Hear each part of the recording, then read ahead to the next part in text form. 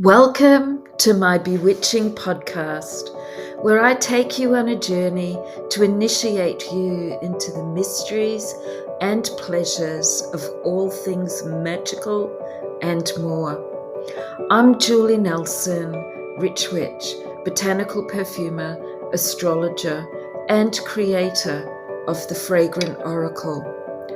I'll discuss a myriad of topics passionately on women rising unapologetically, witchcraft, including spells, rituals, insightful astrology updates, and oracle card readings.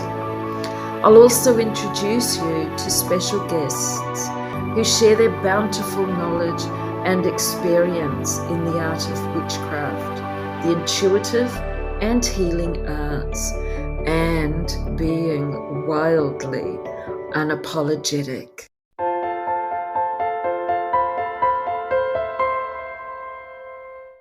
Welcome back to the Rich Witch podcast with Julie, and I have my gorgeous guest Melanie Howarth. And Mel's been here chatting with me a few times, and we have great conversations. And today we just having a giggle before we started. We're talking about healing, what it is and what it isn't. And this could end up being quite interesting because, as you know, we don't script. I'm so fabulous at going off on tantrums, and yeah, who knows where we're going to end up.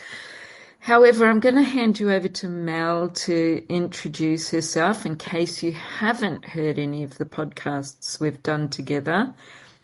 So you can have a scroll back. We've done tarot. What else have we done, Mel? We've done about three. We've done a couple on tarot. We've done one on dreams, and we did one on self-love. Oh, yes, we did. We did. And I don't know if we've recorded any others, but I think that's it for now. Yeah. Yeah. And the self-love, I don't think has been published. That's coming Oh, up. no, it has. It has. Oh. It was a good one. I enjoyed that one. I loved them all, but Jesus, I'm really with it, aren't I? I don't even know what I've published in my own podcast. Well, I mean, because you're doing them a little bit in advance, like it's hard to keep track sometimes, you know. Thank you. And it is, especially with my confused mind and currently, but that's okay. I'm allowed to be. It's my podcast. I could do whatever I like. That's a good thing about this. I've only got my rules. So who am I? So my name's Melanie. I am a tarot reader. Although I call myself a therapeutic tarot practitioner because I see tarot as a healing modality. I also am trained in holistic therapies, so aromatherapy, reflexology, Indian head massage, various types of massage, some nutrition, you know, a whole bunch of stuff thrown in. I'm also a dream interpreter, so that's something else that I do. And again, I approach everything that I do from a healing perspective. I feel that that's the reason that we have divination, that we have these messages, that we're always being moved towards our own growth and healing. So I guess I'm a healer, although it's a bit like the word psychic. I'm a psychic too. I work as a professional psychic, but they're very emotive words, and they're words I'm not always comfortable with because of people's perceptions of what those words mean. Yes. And because of the ego that can be attached to those words. Facilitator is a good word. Facilitator. I like that. But then what I noticed is when you use those words, different words that feel more maybe in tune with what you're doing, nobody knows what you do. So you have to use words that you're not comfortable with sometimes, because those are the words that let people know this is what I do. So I'm a psychic and I'm a healer. I'm a reader and all-round energy worker and witchy type person. So that's me. It's awesome. It's awesome. And I have to say, we're pretty close in modalities. Astrology, clinical aromatherapy, botanical perfumery. Um, I've done counseling, but I bring that into a more natural way of doing it. I mean, let's face it, when we're working with people, we often are listening, which helps, those counseling skills help with that. Oracle readings, different divination, and yeah, and the witchcraft and magic, of course. That's my big thing. Well, they all work together in my book, and that's the Absolutely. beauty of them, isn't it? They all Yeah. work together. So when we're talking, we could bring Chiron into this as well. Oh, Chiron, absolutely. yeah, Chiron, the wounded healer in our astrology chart. And I think I love modern astrology. I know you work with do you work with the modern or the older Uh, I'm reading? not sure because I'm not an astrologer. I do have a passion for astrology, so Okay. I'm familiar in many ways with different aspects of astrology. And being a tarot reader, you have to have an awareness of astrology because Mm, it's tied in. yeah. But I don't have the detail. I don't have, when you start talking about, what would be the word? Not Transit. conjunctions and Oh, transits and, yeah. talking about the degrees and so on. I have no idea. Mm, But mm. that doesn't mean that I don't read up on it and find it fascinating and very illuminating. Oh, of Um, course. so, Yeah. and I don't actually have my own date of time of birth. I have my date of birth, but not the time of birth. So Yeah. it restricts me in how far I can go in understanding my own chart too, which is always interesting. Yeah, because when we have the time, we can go deeper because then we know what house or houses everything is placed in. So, well, Chiron is now the ruler of Virgo, and Virgo and Chiron rule the sixth house, and the sixth house represents organization. Virgo gets a bit of a hard rap sometimes because they're very organized, very pedantic, and I know this because I have a daughter with one sun in Virgo. However, also it's about the sixth house. It is the sixth house. It's about health and healing, and Chiron is the wounded healer. So I feel that it plays a really good role in that zodiacal wheel. However, it doesn't mean that it's going to sit in your sixth house. It can be sitting anywhere in your birth chart and wherever it shows up. There's some wound healing to do. But where shall we start, Mel? God, this is a big topic. It, it really is a big topic. Maybe it's one of those that we'll have to have more than one conversation on. But Yeah. when you were talking about Chiron, obviously you brought up the wounded healer. So I do think it's good for anyone who doesn't know of astrology or mythology to talk about what that means, because Mm. it's often used, the wounded healer, but people don't know what that is. So Julie can probably talk about it better. But my understanding of mythology is that Chiron was a master teacher of many arts, including the healing arts and poison making. And Mhm. he was asked by, let me remember, is it Hermes? No, I might have don't been Hermes. remember, to be honest. One of the gods asked him, or one of the heroes actually, I think, asked him to make a super poison that would kill anything that it touched for arrows, and he did because he was able to make amazing poisons. It was fatal to anyone who was hit by this poison, Mm. and then he was accidentally shot by one of these arrows.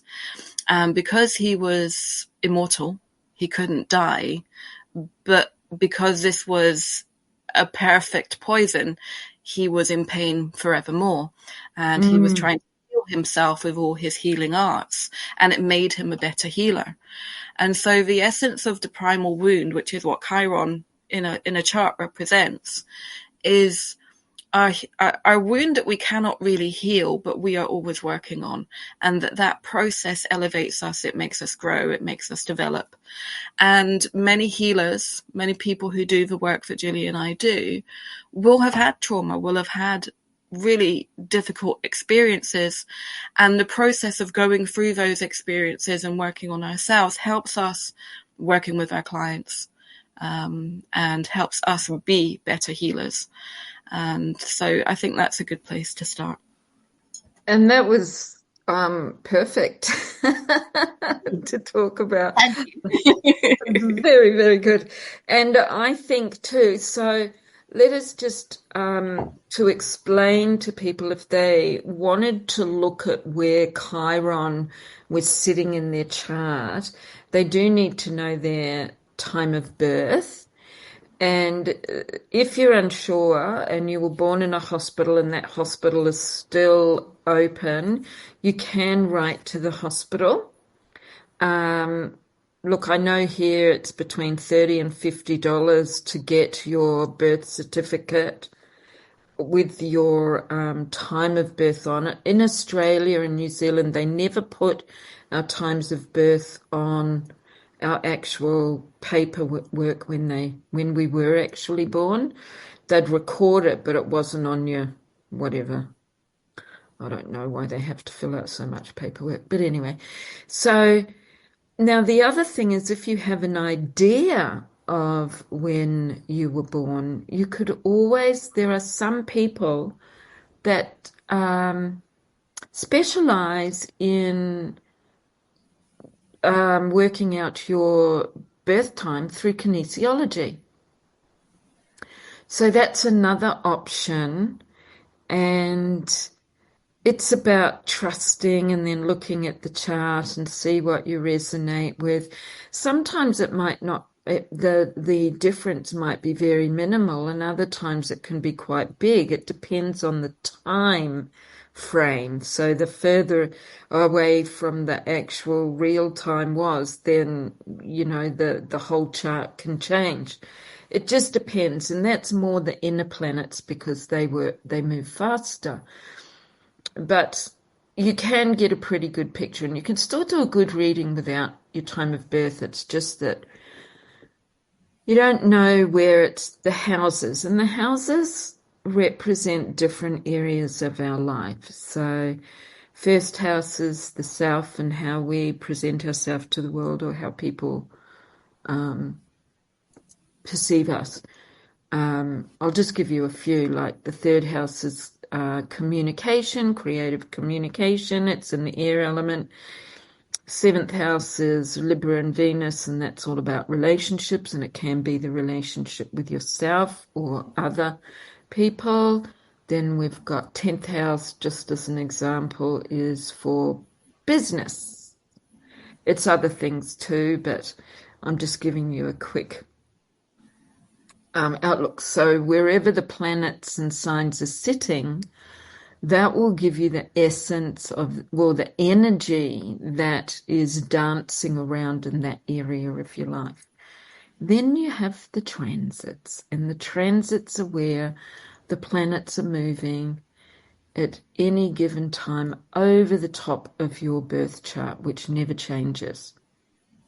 So sometimes we feel like, you know, these ebbs and flows, yet especially like with the moon, for example, because it transits so quickly every 2.5 days approximately. So we can go through quite severe fluctuations at times, again, depending on where it's showing up in your life. The sun is monthly, and then other planets take years. So the inner planets have more about the now, and then a lot of the outer planets from the Kuiper Belt are coming into play, which I love. And other than Venus, I might add, all the other planets are masculine in the planets. They're the gods. But with the Kuiper Belt, with the outer planets, a lot of them are female, and they're the planets because they take hundreds of years or 100 years to move around the sun. They are believed to have a much more powerful impact or a bigger influence on us, especially collectively. So, wherever Chiron is in your chart is where it's going to kind of play out the most, which of course can ripple out and affect other areas of your life. And then you want to look at where it's transiting. So, hope that made sense for you, because talking about Chiron, wherever Chiron sits in your chart, there is healing to do. And even when it's transiting, there may be healing. You may feel the effects. You may notice that some old wounds come up and they need to be worked through. And from my own personal experience, no matter how much bloody work you do to work on these wounds, and you think you've got it and you think you've done it, and then boom, something comes along and it's like, fuck, it's like all comes up again. But it's okay, because we continue to learn and grow from that. You know, we evolve into different levels of our essence of being. Yeah. What are your thoughts? So when you were talking about the figuring out, I had for a long time thought that, because the thing I didn't know was my ascending, my rising sign. You need your time for. And I thought it was between Aries and Pisces. Mm-hmm. And I thought, well, I don't really see many Aryan qualities in myself. I think I'll go with Pisces, because, I get to choose. When you don't know, you get to choose. So I went with Pisces, and then I've been working with another astrologer, and she did exactly what you were talking about, and kind of looked at some things. And I am going to do some more work around it, but she feels that it's not Pisces, it's Aquarius that my rising. Now, based on, and although it took a while to get my head around, because when you associate yourself with the elements of a sign, maybe you adopt some of that. I don't know. Or maybe I also have my Mars in Pisces, so there are some Piscean qualities. Mm-hmm. But now I'm really coming around to the idea that I have an Aquarius ascendant. Which means I've always known my Chiron, though, because that was quite exact. So it's in Aries, in the second house. Your Chiron is in Aries in the second house. Okay. Yes, so it's a lot to do with identity. Yes. And for a long time, I felt I didn't have the right to exist, which is a really weird thing to say, I think. But I really did, because, I can say this. I had a mother who was very angry about being unexpectedly pregnant. Mm-hmm. I wasn't a planned pregnancy, and she was very young, in a time that was very unforgiving of young single mothers. And there's a lot of judgment and recrimination, and she didn't want to have a child. She wasn't ready. And I picked up a lot of that rejection. And I do believe that what our mothers feel and what we as mothers feel when we're that is passed on to the child. What is being felt in utero is absolutely absorbed by that growing baby. So I came to this world with a feeling of I shouldn't be here, a feeling of guilt, a feeling of not wanting to take up space, and a real issue around visibility. And I still struggle with visibility. There's lots of ways that kind of shows up in my life, but one of them is being very camera shy, which is something I've had to get over. I don't particularly like being on camera or videos, that kind of thing. So these are things that I'm kind of faking till I make it. This is a thing I have been working on with myself, but I really see how the Aries self-identity and the sense of permission to exist kind of cross. And so that's kind of where I felt that my Chiron was taking me, the visibility and taking up space, having my voice heard. But I'd love to know your thoughts, Julie, because obviously this is your thing. This is your area of expertise. So actually it's interesting. So you've got Chiron and Aries in the second house. So first of all, it's an earth house. So the element of earth, and then Chiron is earth and Aries is fire. So you've got a masculine and feminine energy. And fire, Aries, can be quite ferocious, as we know. Well, all the elements can. You know, there's a saying for Aries, you know, that they dare to tread where, or they dare to go where angels fear to tread, or whatever the saying is. So, in a shadow aspect, or I'm not going to say shadow because I love the shadow and I think it's very empowering, but in the disempowered aspect of Aries, there's a lot of aggression and anger. And that can hold in your body and create unnecessary pain. But from the empowered aspect, they are highly passionate. They are motivated. They are the action takers. They're the warriors, the warrior women. And then you've got Chiron, who is coming along to help you grow from your wounds. And sadly, often keeps reminding you that they're there. Very much so. But Aquarius has the boldness and courage to do this.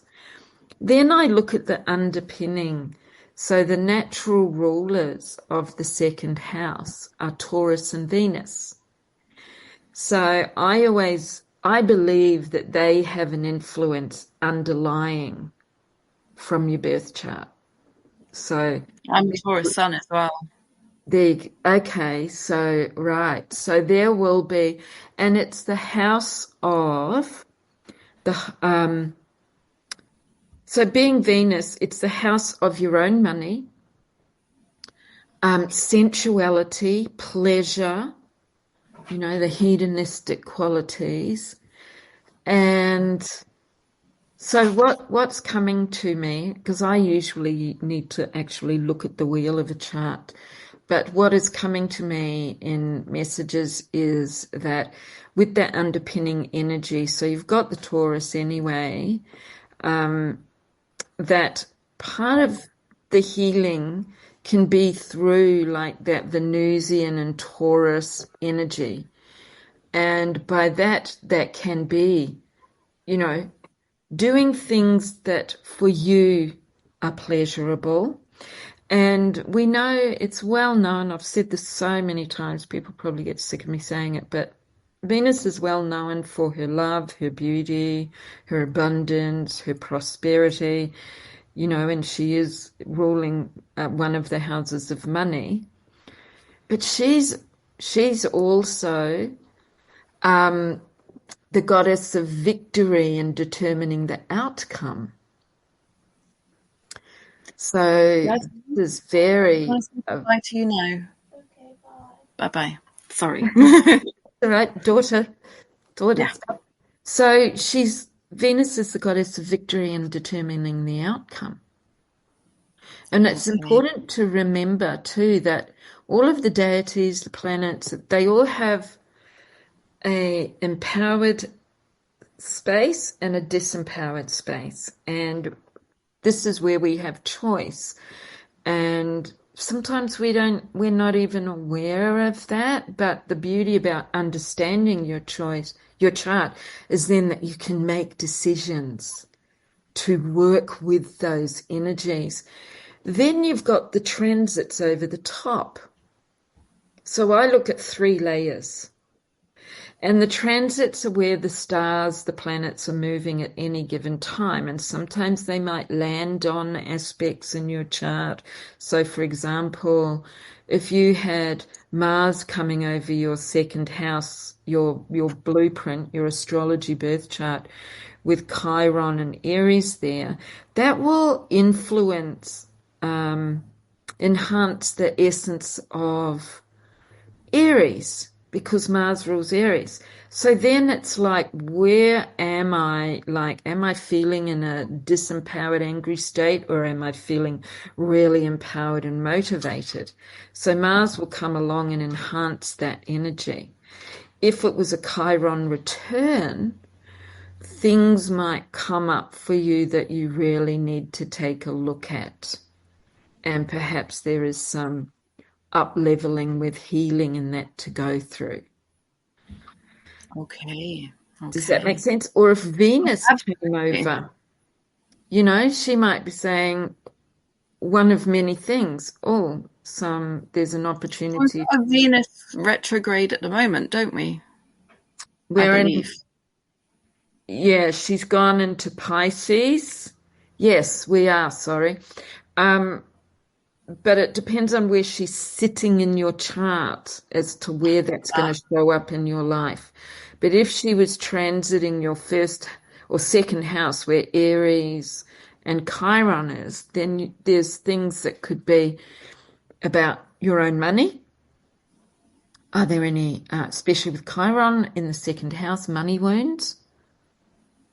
okay. So yeah, I can see all of that. So Yeah. Julie, what about your Chiron? What's happening with your Chiron? You know what? I should know this because I've looked at my chart 1,000 or more times. Fuck. But I'm just going to quickly look it up so I don't get it wrong. Um, because my Chiron, I do actually know where it is, but I'm just not sure if that makes sense. No, I get it totally. I always have to check. Yeah, and the thing is, I'm not one that can calculate stuff in my head with astrology. Oh, of course it is. So my Chiron is on the time of my birth was retrograde in Aquarius. So here's another tip. When a planet is retrograde, like especially poor old Mercury, people go into like, oh no, Mercury retrograde, oh, blah, blah, blah. And I'm on a mission to bust that myth because there's a much kinder way to look at planets in retrograde, and that is to look within. So, for example, with Mercury, because everybody knows Mercury, it's how are we communicating about ourselves? Because it's a planet, Mercury is the messenger, the planet of communication, naturally rules Gemini. So, again, you've got to look at all the different archetypal energies of each part. And so, for example, if Mercury went over your second house with Aries and Chiron, look for the messages. And if it was retrograde over that part of your chart, then it's looking within. What are you saying to yourself? How are you saying it? And it's all about the R or the re words, recalibrate, realign, re-energize. And so if it was Venus in retrograde and she's in Pisces, so Pisces is the most compassionate sign of all the zodiacal wheel. And their disempowered aspect is they're very prone to addiction and not knowing which way to go. Now, I will say very openly, I've got a Pisces ascendant. And when I was younger, I loved alcohol. I still love alcohol. only drink it socially. I'm not an alcoholic, but I love alcohol. And I actually was living with an alcoholic for over 12 years, and I could see myself turning into that. And I left, I chose to leave. There were other things as well, but I was very aware of that, especially when I studied astrology. And so with Venus, excuse me, again, it depends on where they are sitting in your chart. And Pisces is the end of a cycle, Aries is the beginning. And so there's so many ways that one could look at this. But with, say, for example, Pisces, Venus retrograde in Pisces, for me, that would be the first house. And depends on how many degrees and all of that, but we won't go too deep. So for me, it's about looking at myself. So it could be, I need to recalibrate, and this is really interesting because as I'm saying this, I'm getting a few clicks and aha moments with myself. So I need to do some recalibrating around myself with self-love, which I actually love myself, but I've been very angry lately, and I've done some really stupid things because of high stress.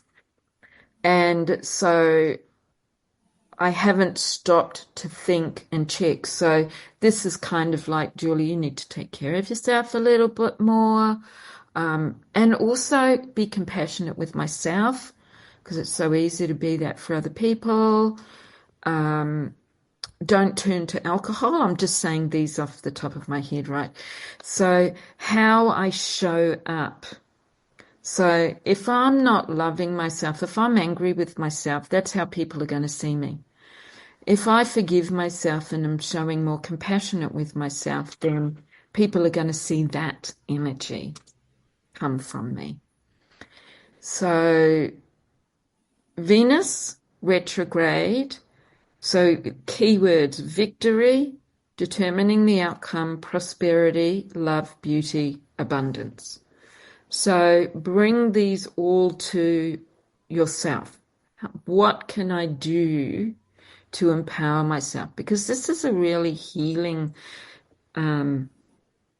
transit, because again, Pisces, and also trusting yourself, because Pisces rules the 12th house with Neptune, and it is the house of divination, psychic ability, trusting your intuition, ending of cycles, compassion. So being mindful of all of that. And again, it depends on where it's sitting. If it was in your relationship house, the 7th house, then be mindful of what's going on for yourself in that relationship. And if it was in your work house or your community house, then you are mindful of where it's playing out in those roles. And when we understand this, it's so powerful, because we can come from a more, like, we can make better choices. Yeah. Because we think of it as a map, and we have two roads. We can go the disempowered path, or we can go the empowered path. And most of us would choose the empowered path if we know and understand it. So I believe, I know a lot of people don't believe in astrology, but I'm here to say you cannot disprove it. People have tried and tried. And what makes me chuckle sometimes is scientists and in astronomy, they go, oh, it's not, it's just bullshit or whatever. Astrology and astronomy used to be one, and then they were separated. And I think I've said this before, there were two astronomers when I was studying astrology like 27, 28 years ago. There were two astrologers, French astronomers, astronomers that spent 10 years trying to disprove astrology, and they That's a couldn't. lot. They wrote a book about astrology. Oh, that's funny. And here's another thing. For a century or more, scientists have been talking about energy and how it exists.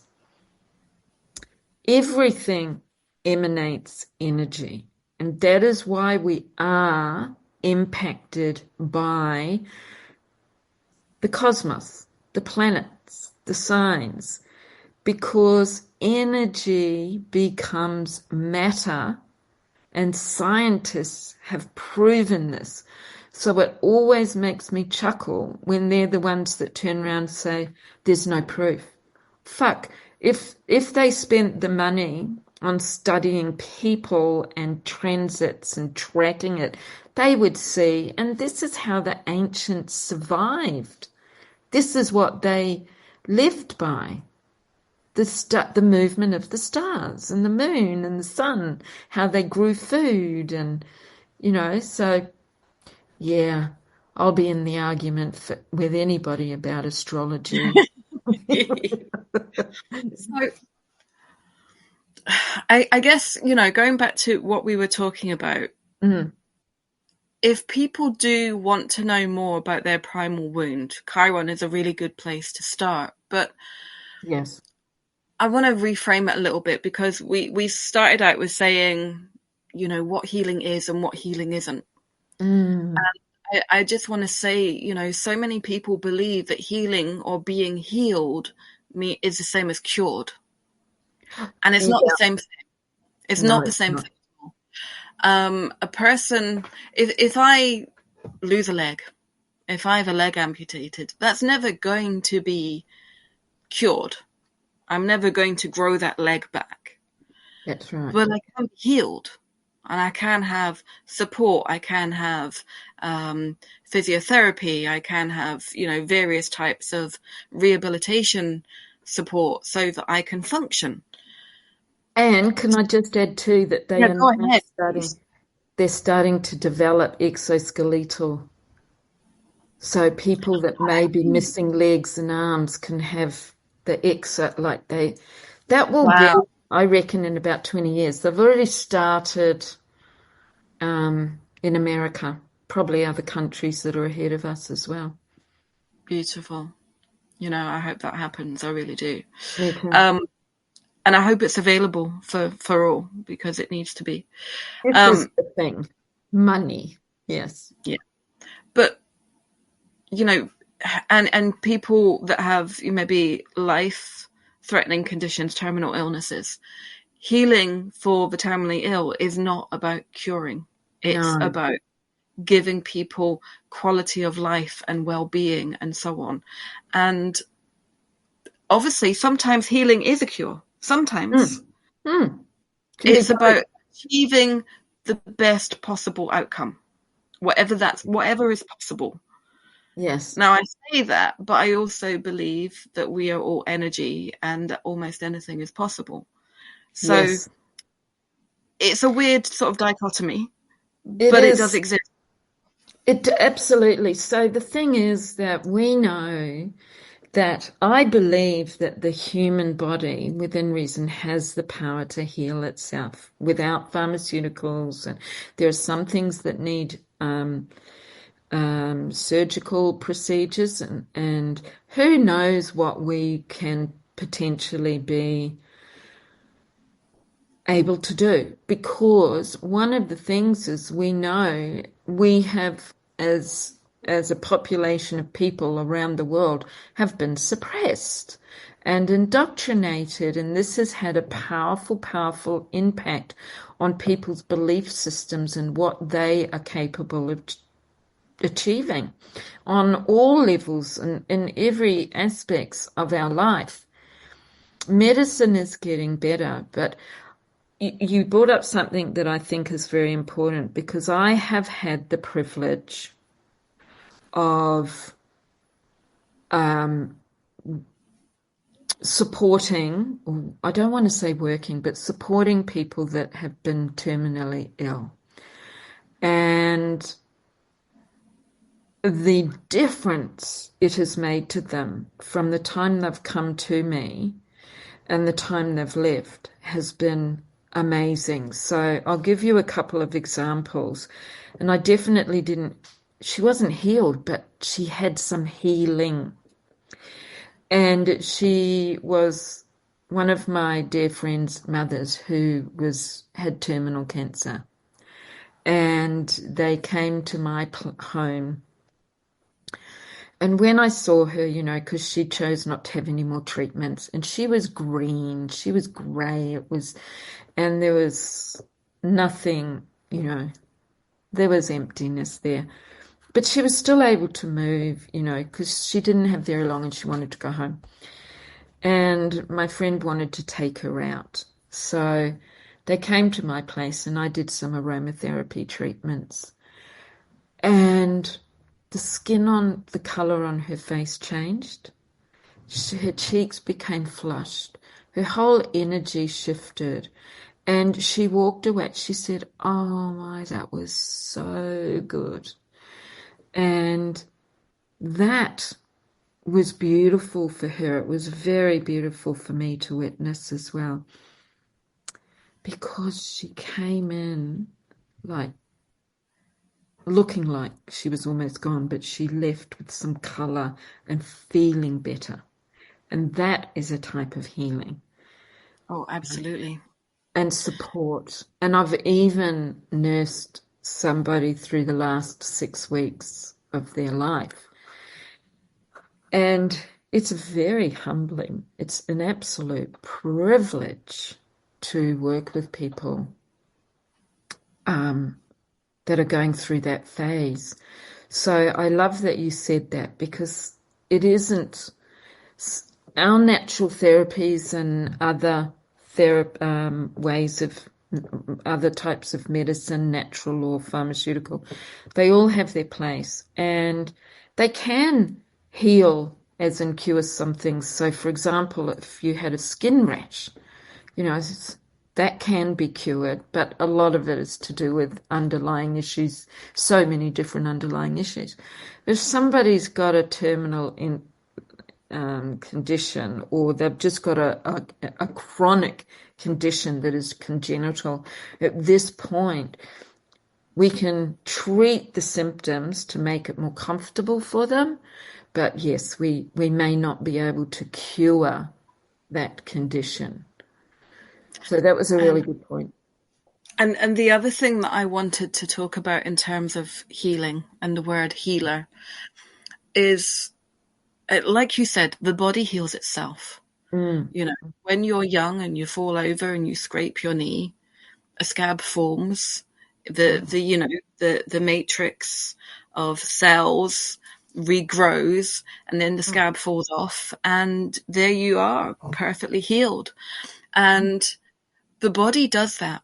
It does that without any interference from anybody else. And if we have good quality air and good quality food, and we get good quality sleep, and we have ways of dealing with our stress and so on, we will just heal without any interference, because we're living beings. So we've got amazing, miraculous bodies that do miraculous things. So what healers do, we don't heal people. No healer has ever healed a person. What we do is we facilitate a person healing themselves. Yes. And sometimes we are the providers of a remedy or a medicine or a supplement or something that helps that person. Or sometimes we might be the conduit for healing energy. Mm-hmm. But anything that we do is assisting that person in the process of them healing themselves. And that's true whether it is a physical wound or a psychological wound. Yes, or a spiritual or energetic wound as well. Yes, we are helping the person heal themselves. So that's why I say, the word healer it comes with the perception of ego. Oh, you heal people. No, I facilitate the healing of people healing themselves. Yes. And I feel like if there was an understanding of that, I would have no problem with the word healer. Yes, I totally hear you because I often use facilitator, but it doesn't quite feel right either, does it? And I totally get where you're coming from because many people think of a healer like you say that and I think, oh, you think you can heal this and that. And it's like, no, no. What I like to say also is that with my experiences and my qualifications as a therapist that I can educate people into taking control of their own life and helping to work with themselves for the healing process. So that's another way to look at it. But we we are in the healing realm. And yeah, we need a word that is kind of a blend of healing and facilitating. Well, let's make Yeah. one up. I I'm love going to put that. that on the back burner for now. I'm going to think about that and see if I come up with anything. So yeah, this sort of miraculous healing that people can do for themselves. Yeah, what you said is so true as well. As holistic therapists, we are educators because Yes. it isn't enough to just say, here, use this aromatherapy blend or try this nutritional supplement or do this exercise. Mm. It's educating a person to make different life choices Absolutely. for their health. It's saying to a person, the model where you got sick, you went to the doctor, who was the almighty God of healing, and they said, take this pill and you go home and you're cured. That isn't the reality. For the majority, 99.99% of the world, that is not the reality. The Agreed. reality is that health is a personal responsibility. It's Mm. not the doctor's job to fix you. That's right. It is your work to make the best choices and Educated choices too, because I think it's informed choices. informed And because so I just got a client order something off me and I was explaining what the oils do. And she said, can you write that down to me? Because rather than just give her a blend and say, hey, this is for, arthritis and work with it. When I give them the properties or the qualities of those oils and how they're going to work with them, that is also putting that into their mind so that when they're working with that product to help whatever it is they're working with, they are saying to themselves, oh, this is going to help with inflammation. This is going to help reduce infection. And what are we doing? We're retraining the brain. And our brain is so powerful rather than just going, oh, my therapist said this is what I can put on to help, with arthritis. That just pulled that out of my bum then, um, but you know what I mean? So I'll say, okay, so this is a great liver tonic, or this is a powerful antifungal or an infectious or anti-inflammatory or bactericidal. And I find that then they're taking that on board. And we're telling our brain, and we know, like, I'm big on affirmations and setting intentions. It's helped change my life over the last 30 years. So I know that is instilled, and my brain is saying to my body, this is the actions that these oils or blend or herbal medicine or whatever is going to give you. And we tell ourselves that. And that is part of the healing process.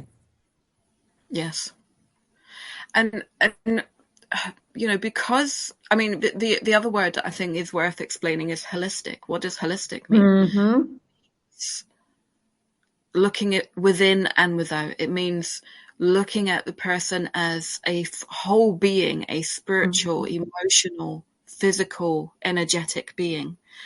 And that Absolutely. all those different layers interconnect. We're cellular, we are physical, we have physiological demands and needs, but we have emotional needs, and all of this intersects. And you can even bring in astrology and say, well, Taurus rules the throat, and I can't remember, is Gemini the legs, or is it the head? I can't Oh remember. God, I don't know. Look, But I've been doing all of astrology forever, but there's medical astrology, yes, and I've that studied will it. help a person look at the body from astrological terms. We look at the body in so many ways.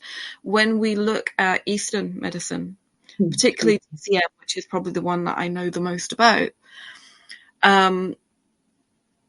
you have the microcosm and the macrocosm. So the whole of the body is reflected in the acupressure points in the ear, or in the hand, or in the foot. And as a reflexologist, you can work on all areas of the body just by working on the feet alone. Oh, You can absolutely. digestive system and on the lungs, and it's really effective as a tool. Like I found for my own, I had a chronic condition, and reflexology for me, in combination with other things, other changes that I made and other things that I received, but it was reflexology that was the thing that really, really helped me, because I had breathing problems. And I made dietary changes. I made changes in the way that I exercised, in the way that I slept. I took responsibility. And I also looked at, okay, from TCM perspective, the lungs are related to grief.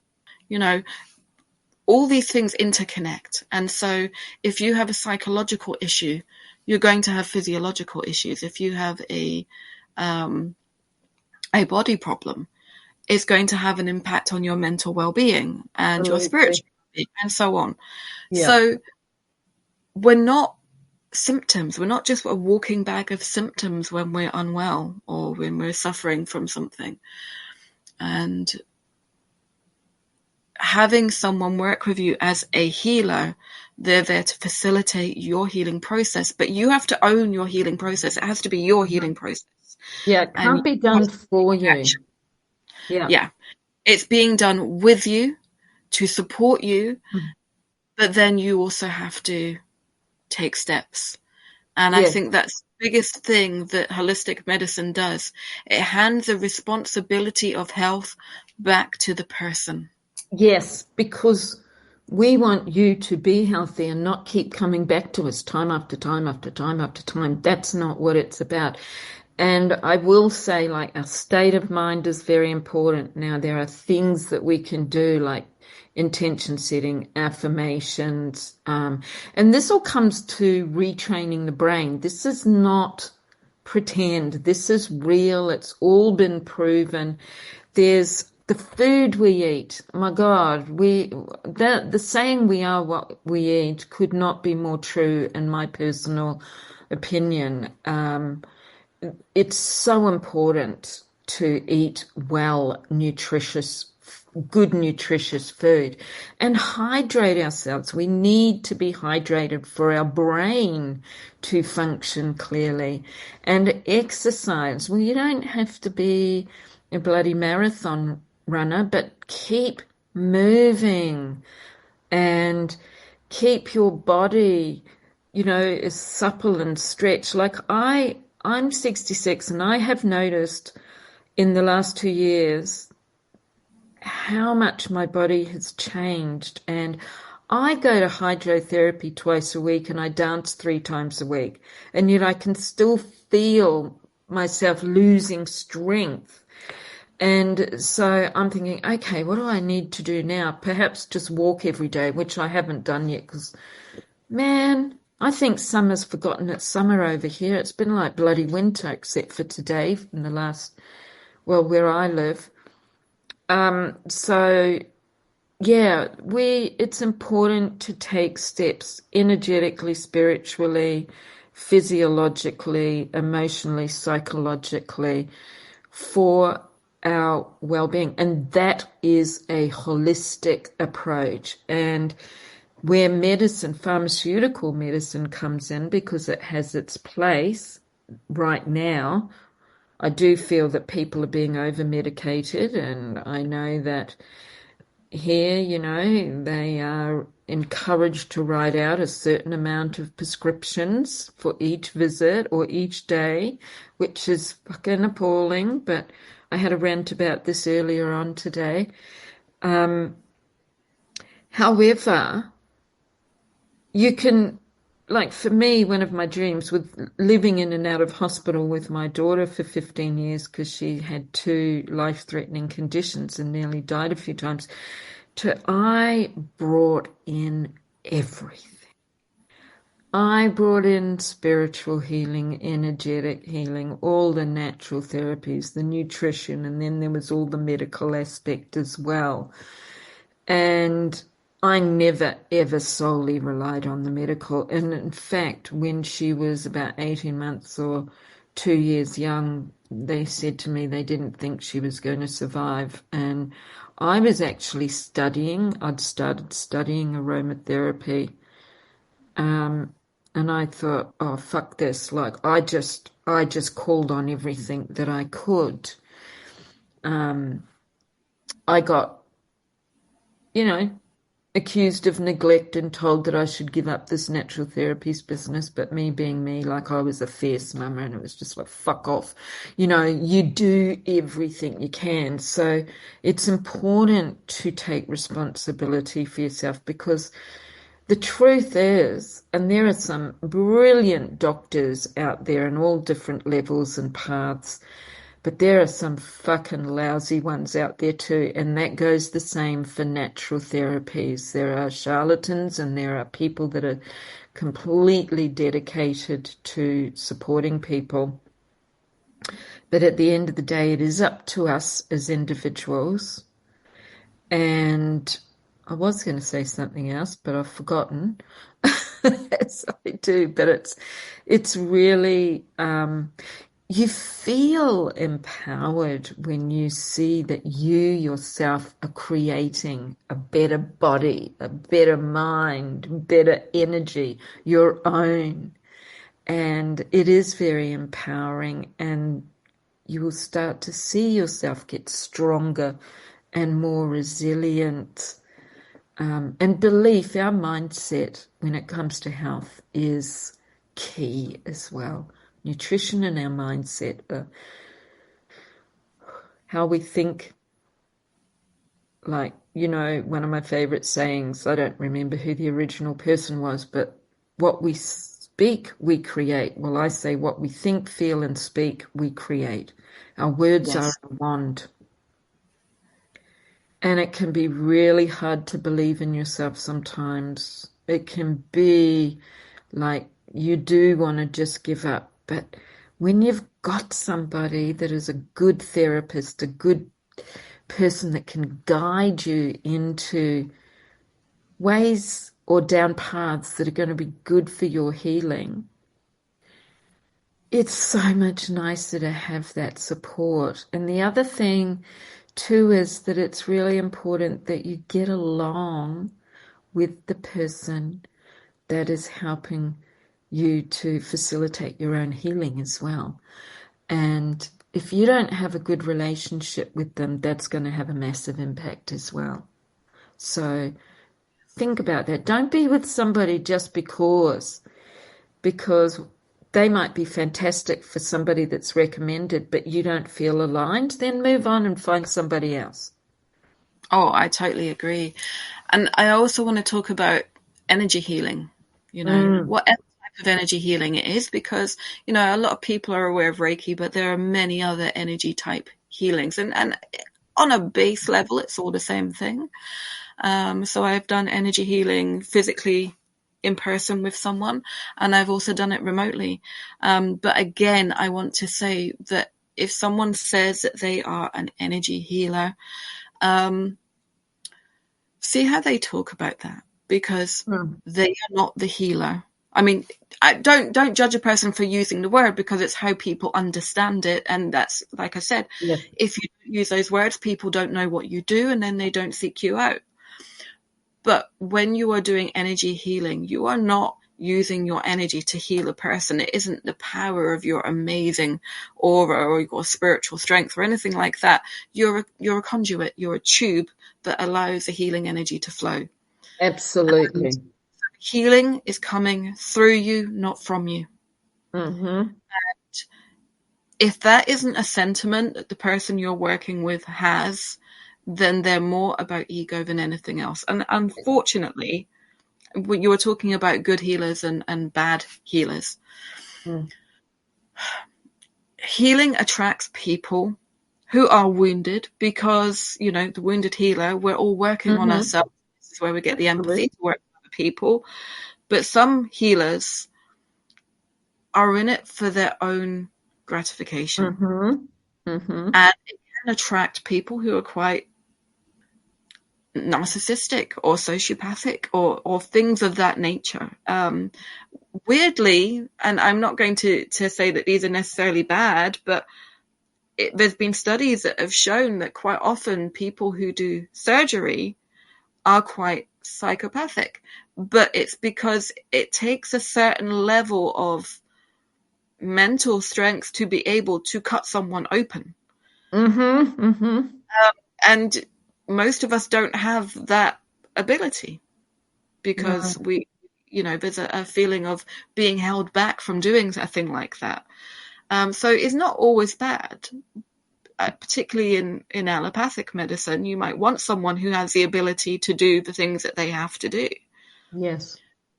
I don't really know where I'm going here, but sometimes there are people that I've come across, and I know Julie will have come across some, where they're more harvesting off your energy than they are healing Yes. you. Absolutely. And for some of them, it is about money. And I'm just going to say it because they are one of the banes of natural health and healing, and that is MLM companies. They are shameful, and they're people that are not even fucking qualified. And I know that many of them, their hearts are in the right place, but they're not being ethical because they don't know what the fuck they're talking about. And I was having a big rant about this earlier, so I won't go on about it, but really, if they knew that the harm that they are actually causing, because we have so many poisoning reports coming through now in Australia. I don't know. It did settle down for a little while, and there seems to be a resurgence of it. But it's just like, people, you have the right to check out somebody's qualifications. That is your right. Would you go to somebody that said they were going to write you out a prescription, but they weren't a GP? No, you would not. Why the fuck would you go and buy a whole lot of essential oils or vitamins or different things off somebody that really is not qualified, and they're only telling you what they know? And quite frankly, most of them are probably doing it quite innocently. However, they are not taking responsibility because they're not being trained, and their uplines and the people that own the companies, it's about money. I'm sorry. It's Money I've comes first. I've had conversations with people where they've said, "Oh, I'm an aromatherapist." I'm like, "Wow, I'm an aromatherapist too," Mm. and talk, and they'll tell me that they did a 4-day course. Mm. I did a 4-year course, and I know you Yeah. probably studied even longer than that as a clinical aromatherapist. Um, there's no comparison. No. You cannot contain the knowledge of a 4-year study, or the level of clinical aromatherapist, which I'm not, but Yeah. Julie is. You cannot contain that in a 4-day course. You cannot. No, because we And do. Well, we used to. They don't have it in the diploma anymore because of the government bringing in the Cert 4 and all of that. But when I studied, it was the most comprehensive, and we did pathology. We yes, did our own essential oil anatomy and physiology, as well as all the other, Right. and And so talking many about the tips. chromatography, talking about the constituents, talking about the, Oh, the the effect chemistry. of poisoning, and that, yeah, there was chemistry, there was, it was in depth, Huge. and the contraindications, the interactions with different medications, all of these things are really important.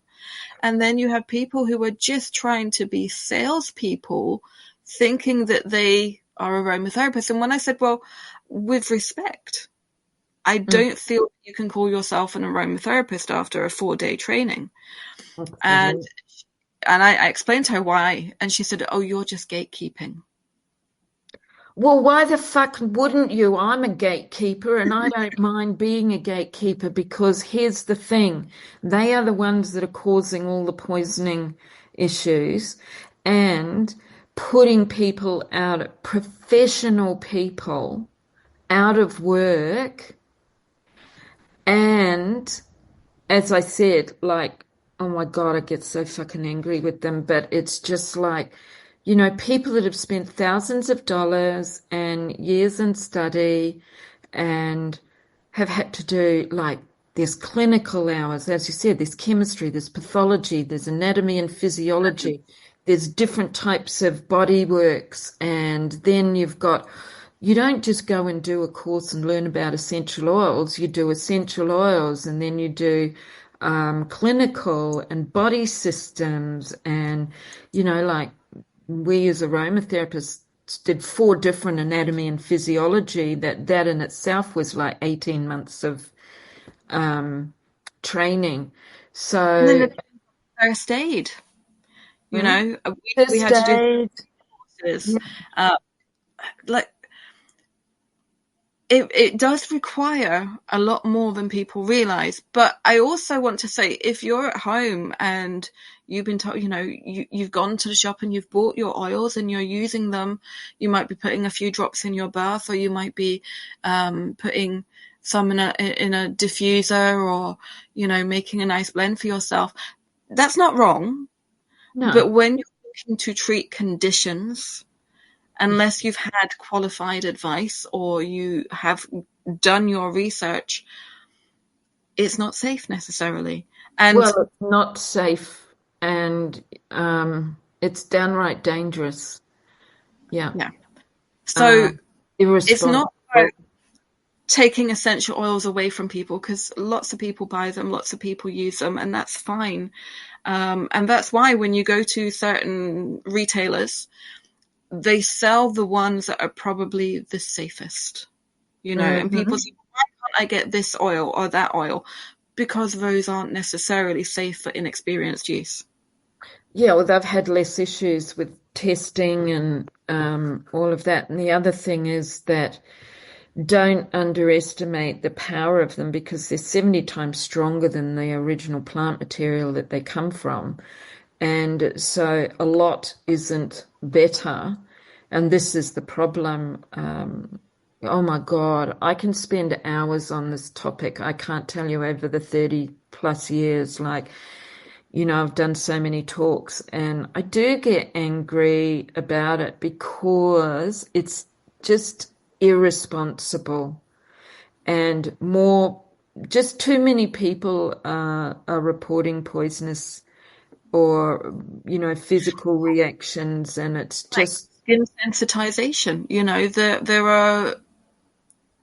are essential oils. I mean, even the most innocent seeming oils, like the citrus oils, can cause sun reactions where you burn if you apply oh, them. I've seen people with 3rd-degree burns where they've blistered, and a couple of them were my students because I professionally lectured in this for 13 years, and I always teach about it. But and I would say to them, did you not listen to me in class when we talked about lime essential oil or and they'd giggle and go, yeah, but I just thought that I would try it and it didn't take much. Exactly. So, yeah, I working with could give a someone, lot of case studies actually. I can imagine. I can absolutely imagine. But yeah, so knowing that the person that you're dealing with is qualified in the thing that they say that they're dealing with is important.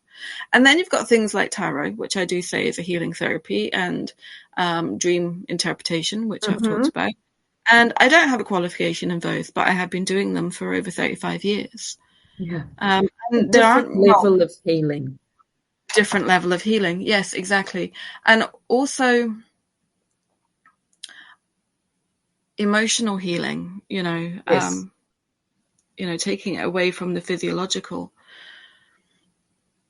A lot of the work that I'm doing, and I think that is happening worldwide, and I bet you find this in your own practice, Julie, is that it's all coming down to the shadow, and the shadow is all coming down to the inner child.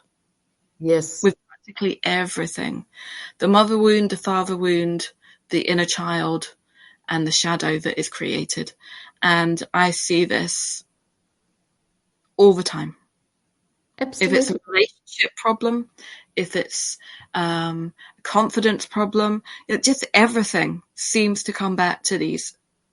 Yeah. And It's one core issue, but it's different facets of that one core issue. the thing too is like, for me, all of it comes back to love, self-love. And it's acknowledging where we are with our own self-love, accepting that, and then taking the actions to grow our own self-love. Because I have witnessed this, like the nurses, some of the nurses, not all of them, used to say to me, "We believe your daughter survived because of you, Julie," because I was there for her. I wouldn't put her down. In hospital, she lay on my chest all the time. And in those days, they didn't like you doing that. And I would argue with them and say, no, this is what I'm doing. And quite frankly, because she was a preemie baby as well, it wasn't long after that they started bringing in where they recommended preemie babies lie on your chest and you sit with them. And that's exactly what I used to do. And even with animals, like I swear, I had a cat. He passed away at 22 in my arms. I didn't want to take him to a vet because he only ever went to a vet twice in his life for injury. And I used to swear he lived on love. I used to say it to my daughter, I just don't know how he keeps going. There'd be times when he would collapse in my arms. I'd ring up my door and say, I think this guy's going to go today. And then what I realized, though, was that he was having mini seizures and he'd just conk out. And then a few minutes later, he'd get up and jump off my lap and then he'd be normal again. But I swear, like, he lived on the love that I gave him because he was like my best friend. And so when we can love ourselves like we love our pets and our children, you imagine the self-healing, and then you've got all other different tools, modalities that you can bring in. You have a fucking powerful system within you, you know. It's so true. And one of the most basic types of healing is simple touch. Oh, Like yes. they've done studies that show, and this is, what you were saying about your daughter is so true. They've done studies on premature babies and their growth and recovery in regard to touch, how much they are touched. And that touch is one of the major signifiers of their growth and healing, because the more babies are touched, the more they thrive. They need that physical touch. I mean, they've been inside you. They've been inside a body for 9 months, all their existence up until that point. And then suddenly they're separate and they need therapeutic touch. But when we are poorly, a hug, hugs are healing. Just there's an exact amount of minutes or seconds that is shown to be therapeutic and generate the endorphins that are feel-good hormones. 20 seconds, I think it is. Yeah, 20 seconds. And if a hug lasts that long or longer, it actually generates positive Happy hormone. happy hormones to Mm, help us feel better. exactly. That's incredible.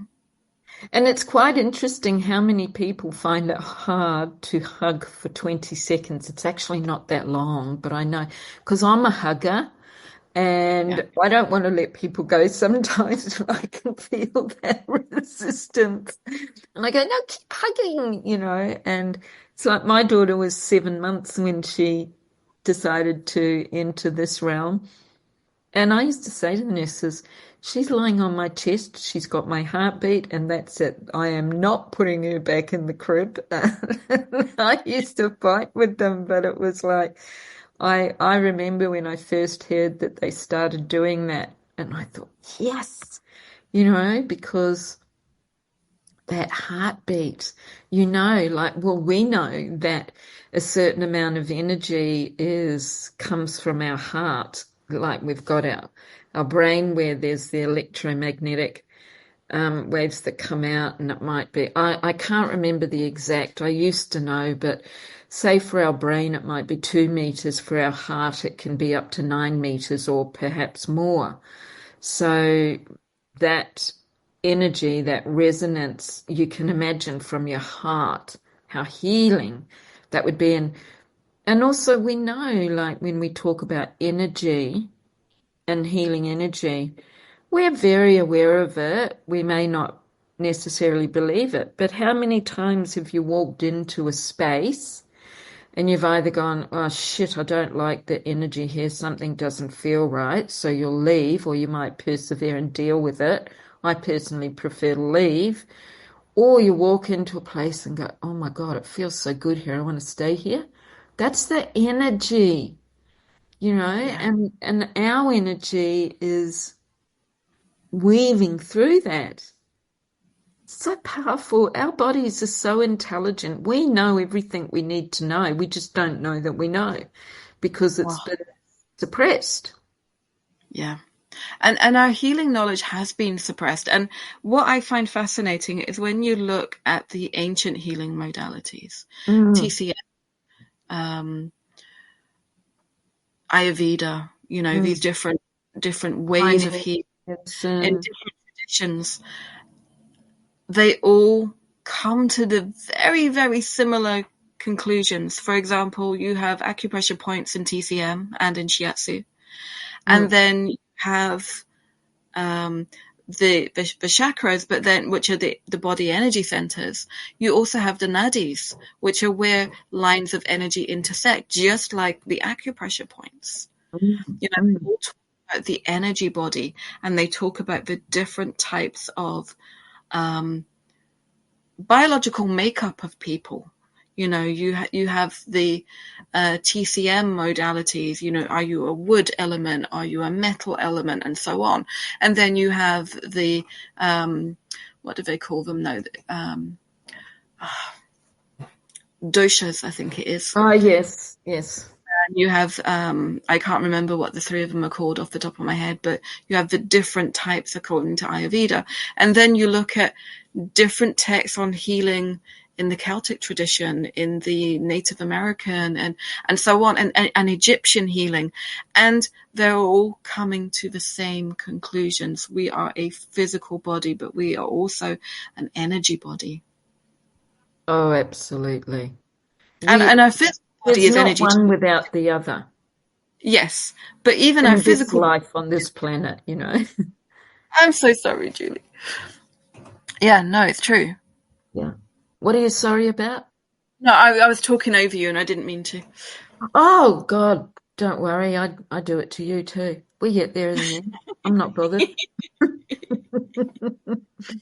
So, yeah, go on, sorry. no, you go on. Go on. I want you to finish what you. I guess, we all have the capacity to heal ourselves, and we all have the capacity to have a healing impact on other people. Mm-hmm. You know, Absolutely. when people say thoughts and prayers, that maybe is a very Christian way of doing what we all do, but you can ask for healing energy to be sent to someone. And I always add the caveat, if that is acceptable. Yes, if they're open to receiving it, or yeah, Because the other thing that I think is so important to operate under as someone who works in a healing profession is the law of request. yes, If yeah, it's not been requested, if someone hasn't asked for it, or if you have offered and someone has declined, don't do you it. have no business there. That's right. I often ask, I'll say, is it okay if I do send people healing, but I always ask. A friend of mine has recently been paralyzed. She's a young woman and she was in a rock climbing accident and she's now a paraplegic. And I've said to her, can I ask my magical community to send out loving healing for you? She said, oh, absolutely. And so I did, and they kept doing it. And some of them have been lighting candles for her on a daily basis, and it's just beautiful. And she said to me one day, and she's more a science person too, by the way. She's not like me. And she said, I can feel it, Julie. I can feel the support and the energy. It's so Yeah. beautiful. Yeah. And it is there. However, you're absolutely, if somebody doesn't want it, they decline it, do not do it without their permission. So if say someone's not conscious and you Mm. want to healing, you can say, I would, to whatever you believe in, however Mm-hmm. you to identify that divine energy, you say, can you send healing energy to that person if it is acceptable to their spirit? And so Yes, if you don't actually have permission, you you can do can it do it. that way. It's still representative of their consent. Yeah, and I love that you brought that up because that consent is important. And even with animals, Yeah. and trees and Mother Earth, and there's so much healing that needs to be done, not just on ourselves, but the whole bloody planet and the sky. I mean, we're down here and we're fucking up the bloody sky. There's I, going to be a time if we keep going the way we are. I found out that in Australia we are losing 10% of our vision of the night sky every year because of the amount of satellites that are going up. And that really cut me because I have been a stargazer since I was a wee little lass. And I'm going, no, no, we can't have a sky without seeing stars. But oh gosh, yeah. yeah. So Elon Musk and all of those billion trillionaires, stop sending satellites up there and put the money into the planet down here. I mean, this is something that I've been thinking a lot about today. Mm. I know that these are recorded in advance of when they're published, but today is the inauguration of Trump. Oh, And I don't take any notice, but okay, yeah, that's interesting. and there's been a lot going on in terms of social media and people rethinking how they want Mm. to use their personal time, their energy, who they want to support financially. People are thinking, do I want to buy from big corporations or do I want to support independent small business? Mm-hmm. Do I want to contribute to oligarchy or Mm. do I want to do something more independent or more community focused? Which is And what we need right now. it is what we need right now. And I do feel that there is a shift in awareness. I feel that there is an awakening happening. And Definitely. we're seeing the clouds of fascism and totalitarianism take control, and it's scary. Yeah. But you know what? I feel like this is my way of looking at it, that Trump could be the chaos, the absolute chaos that creates the downfall. Oh, Because absolutely. The we need catalyst. that to be able to rebuild and Pluto and Aquarius, bring it on. Let's see him. Like it's not a nice thing for anybody to go with, and the majority of people in some way are affected by it. But, I'm looking at Trump as that. Let him be the chaos that breaks everything so that we can, rather than Rebuild. be in fear of what he's doing, thank you very much. Just keep on going. It's going to crash the system. The system's going to fall apart everywhere and we can rebuild it. I keep saying to people, stop fucking voting for governments. They can't do a goddamn thing about it. And I've had people say, you can't do that. The Australia wouldn't know what to do. And I mean, don't be ridiculous. It's a pretty arrogant race. Like, they'd just keep going, and then the right people can be nominated, and people take back the power. We are the power, but people have forgotten that. Those bunch of twats aren't the power. Let them fuck it all This up. I saw this saying and it resonated so deeply with me. Left wing and right wing are two wings on the same bird. Oh my God. How true is that? Because they are. You know, Absolutely. and I say it's scary, but it's also a point of transition. Yes, It is a death of sorts. it Um, is. it's very much the Tower, the Ten of Swords, um, the Judgment card. We are going through a mass awakening, but things are going to get pretty intense. They will, and they are. Like Pluto is all about life, death, rebirth, and Aquarius is the rebel, the revolutionist, the forward thinker, and that is what we're sitting in for the next 19 or so years. And the last time this happened was when all the revolutions happened. So bring it on. And it's not nice, and it's so hard for a lot of people, but we need this change to bring about a better world. It cannot go on the way it is. It has to break. So think of it more as an opportunity to rise unapologetically through that Oh, pain, through that chaos. so much about this is about reclamation of the feminine because what I'm seeing Yes. is a war against the feminine. And Oh, I don't it's say women, it is a war against women, but it's a war against the feminine energy, full stop, however that's expressed by whichever yes, gender. yes. Um, but, things like controlling reproduction rights, um, Ah, equality, how women are referred to. Like recently, oh, what's his name? Mark Zuckerberg has said that he is allowing women to be referred to as objects on meta platforms. he's a disgusting piece of shit. Yeah. Sorry, I I mean, can't there's hold other back. things that he's allowing. He basically said that his platforms need to be more masculine, which means more toxic because it's not Yep. masculinity, it's toxicity. Um, so there is this campaign to. The other day there was in the UK there were marches, women's marches all over the UK. Mm. Um, this is a time I think for people who are not part of the patriarchy to connect, to network, Mm-hmm.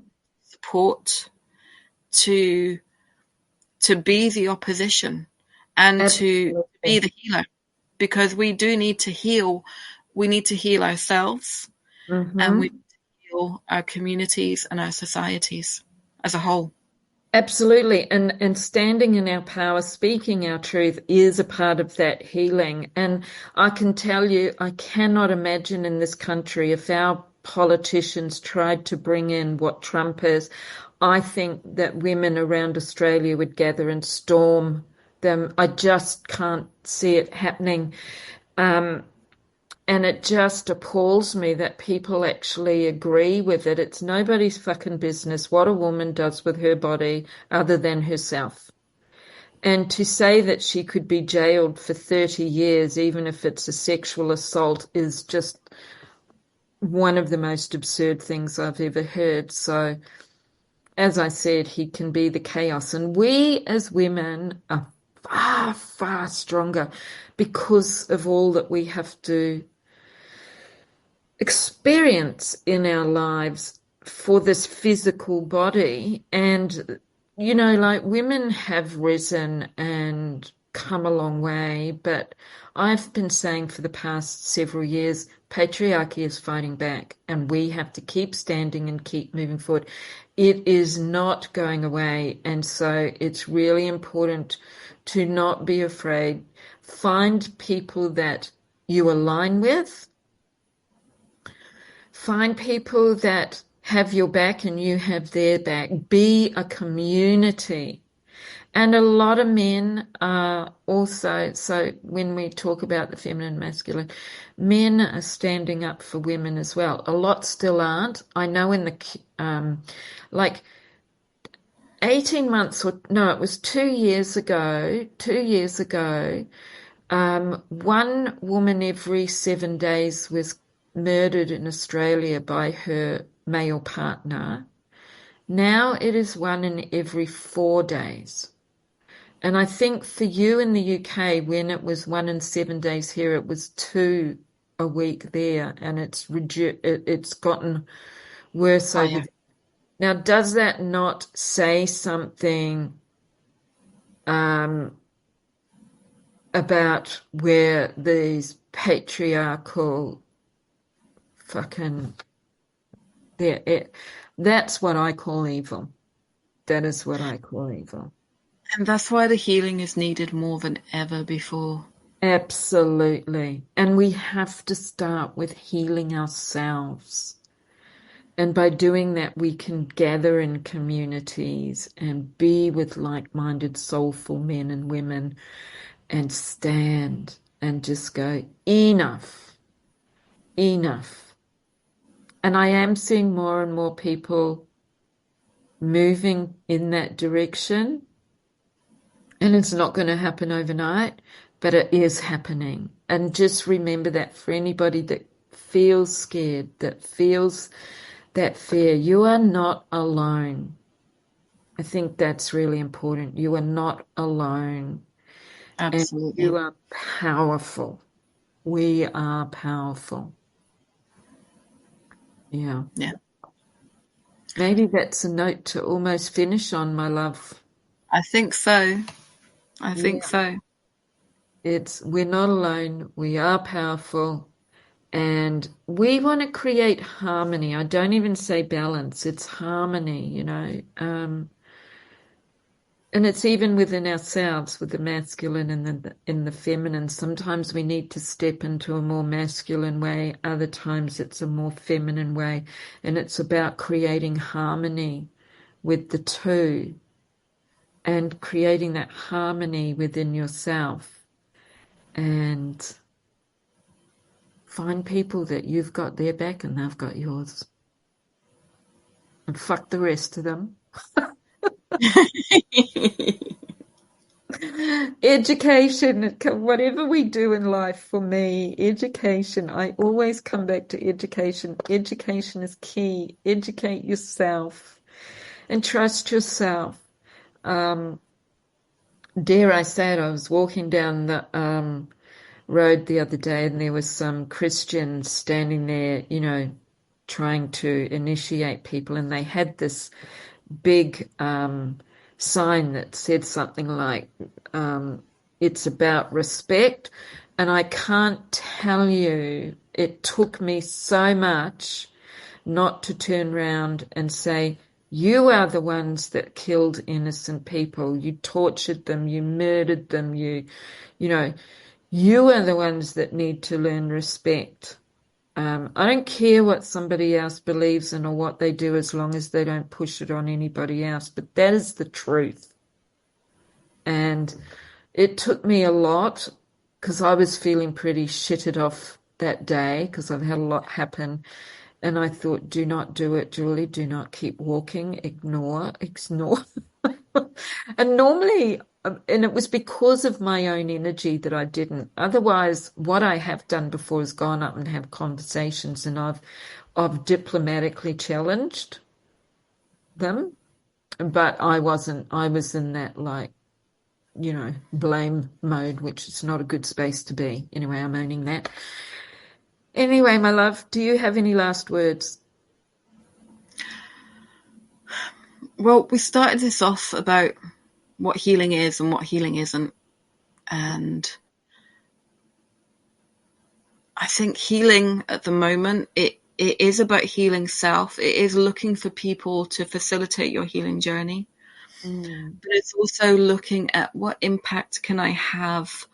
on my friendship, on my family, on my community. How Mm. can I be a conduit for healing? And sometimes, unfortunately, the most healing thing you can do is walk away from people. There are people, Absolutely. it's not worth you keep trying to make something happen that's not going to happen. You put that energy somewhere else where it's needed, where it's useful. Um, so don't think by my saying that I mean that you must persevere with every relationship, because sometimes they're not worth trying for. Absolutely. But I do think that everybody needs to step up to the healer within. Yes, taking responsibility again, which has come up, and trusting your gut feelings, your intuition, because we know what is right and we know what is wrong. Listen to that. And also, the other thing is being kind to our planet, because it's the only one we've got Yeah. at this point in time. And I would like to see this planet thrive, because when Mother Earth is thriving, we can then thrive.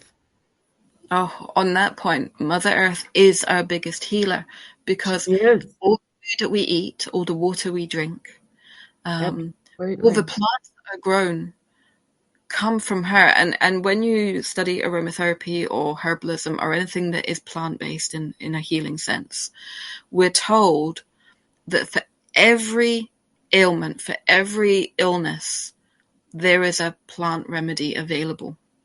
If Absolutely. we keep doing what we're doing, we're going to lose that incredibly valuable treasure Yes. that has the capacity to heal us. And when you look at allopathic medicine, many of the remedies are elements of plants. They're compounds found in nature. And And so when we destroy nature, we destroy our own ability to heal. yeah, and I have one thing to finish on with that, because I learned this. It was a Valerie Ann Warwood. She was a very well-known, she's still alive, but she wrote a few books on aromatherapy. And this rang so true to me. So a plant has hundreds of molecules, chemical constituents and compounds, and they all work in synergy together. They all work in harmony together. When a particular science discovers that there's an antifungal property in that plant that they must extract, they actually have not considered that, and this is why people have different reactions as well, that that property may not function as well because it hasn't got all the other compounds around it, or it could cause harm. And that always rang true with me, because it's a whole synergy, a community of molecules and constituents working together. And Yeah. then if we expanded that out into the globe, the world, with the communities of people, like, like trees, they send out messages to each other by releasing molecules from their leaves to warn other trees around them that danger is afoot. Like, it's fucking phenomenal. Anyway, my God, I could see that we could probably still talk for at least another hour or two. So, and I know we've got some more conversations to have. So I We'll am. see how we go with the editing of this, and if you feel that another one is needed, we can do that. Yeah, absolutely. Look, I don't edit them actually. They just get an intro, an outro, and maybe a transition. I'm not into editing. These are real and raw, and what's said is said. But there's definitely more conversations, and I have no doubt they'll come up with the ones that we're planning to do. So I love my conversations with you, Mel. Oh, same. Absolutely. It's so cool. So on that note, thank you so much again, Mel, and thank you to our audience. Please love us up, subscribe, follow, share, comment. If you comment awful comments, I'll just scroll on by. But if they're worthwhile and they're valuable questions, they will be answered. So big loves to everybody. Until next time. Bye. Bye.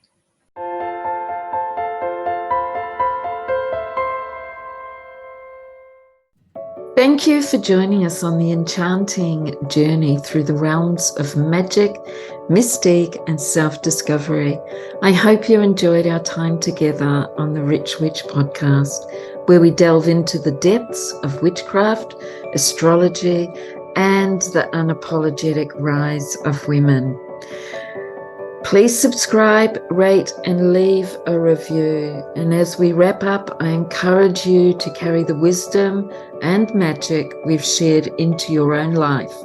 Embrace the power within you and revel in the beauty of your own unique journey.